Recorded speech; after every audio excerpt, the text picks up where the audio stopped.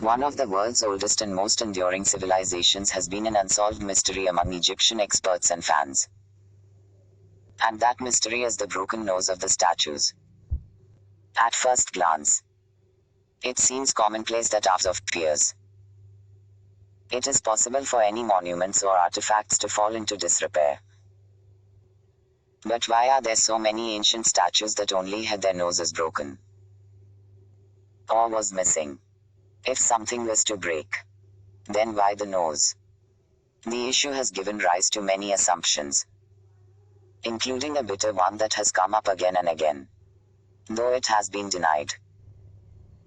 And that it is the African roots of the European colonialists to the ancient Egyptians. There was an attempt to erase.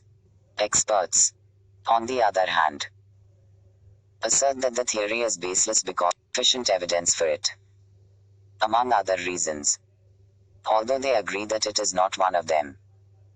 Despite the many horrors of imperialism, the question is, what else could have happened? The most authoritative answer on this occasion is summed up in one word, and that is the iconoclasm of the Greek ikonoklasmos, which means breaking pictures or statues. We are not talking about the recent followers of the 8th century who rejected the distinction of sacred distinctions, destroyed them and persecuted those who respected them. Also read, what is this evil statue doing in Lahore? The Pharaoh-era shrine that was saved. The most complicated solution to the construction of the pyramids of Egypt. In this case, the term is often used more broadly to indicate a social belief about the importance of the destruction of images or monuments for religious or social reasons. And when you consider that for the ancient Egyptians the feeling becomes stronger when the statues were the center of communication between nature and the terrestrial creatures. The ancient Egyptians believed that supernatural powers could be hidden in pictures or sculptures, as explained by Edward Blaberg, Senior Curator of Egyptian Classical and Middle Eastern Art at the Brooklyn Museum, Blaberg, who began investigating the matter after being asked by museum visitors why the statues' noses are broken, explains why the words sculptor and sculptor refer to it. Emphasize that these statues are alive or alive. Sculpture literally means something created to live, while a sculptor is the one who gives it life. The idea was that things that represent the human, made of stone, metal, wood, clay or even wax, could have the shadow of God or a person who has died, and so on. He can work in the material world. It is mentioned by Hathor, the goddess of love, and is inscribed on the walls of the Dendera temple, probably built by Pharaoh Papi 2310-2260 BC. There it was written, it flies from the horizon to the earth and its soul descends into its temple and enters its body. In this case the goddess mixes a three-dimensional personality, but in the same temple about it there is also talk of how Osiris, one of the most important gods of ancient Egypt, merged to save himself. Osiris comes in the form of a soul, and at this point he sees his mysterious form. His image is engraved on the wall and he enters his mysterious form on the wall and sheds light on his image. Once the soul is captured, images have powers that can be used through certain rituals and can be neutralized by breaking the statue or image. There were many reasons for this, from his resentment against his enemies to his persecution in the other world, as well as his desire to rewrite history and change the whole culture. Was when Tutankhamun's father, Akhenaten, who ruled between 1353 and 1336 BC, wanted the Egyptian religion to revolve around a god, Aten, who was a solar god. He encountered a powerful being, and that was the god Amen. His weapon was the destruction of statues. This situation was reversed when Akhenaten died and the Egyptian people resumed traditional worship.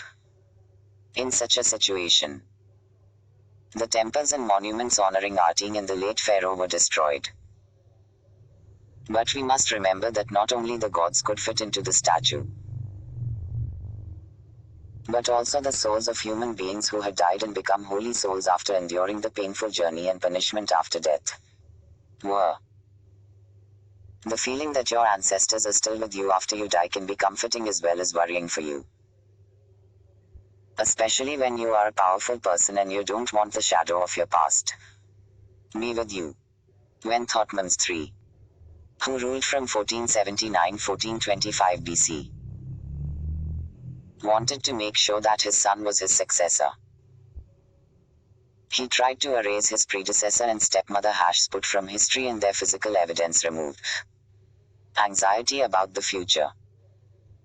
These examples may give the impression that this would have happened only in extreme cases.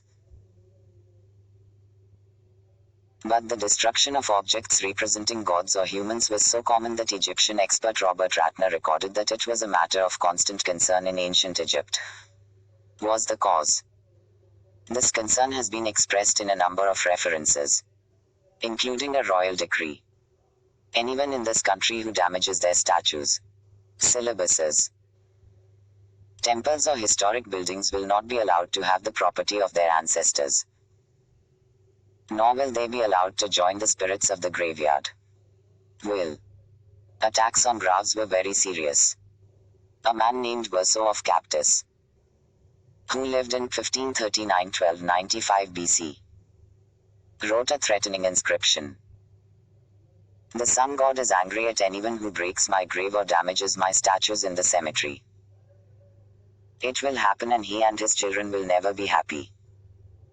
And what did it mean to have a broken nose? The purpose of the sabotage was to limit power, and this goal could be achieved in various ways. For example, if you wanted to stop humans from offering sacrifices to the gods, you could remove the left arm of the deity that was commonly used for this purpose. If you did not want the gods to listen to you, you could remove the god's ears. If you wanted to end all contact with the gods, it would be a good idea to separate his head from his body, Beileberg said. But perhaps the most effective and fast way to fulfill your desires is to remove their nose. The nose is the means of breathing. The easiest way to get rid of the soul inside was to remove the nose itself. A hammer and a goal. The destruction of the statues is a testament to how important the statues were to this great civilization.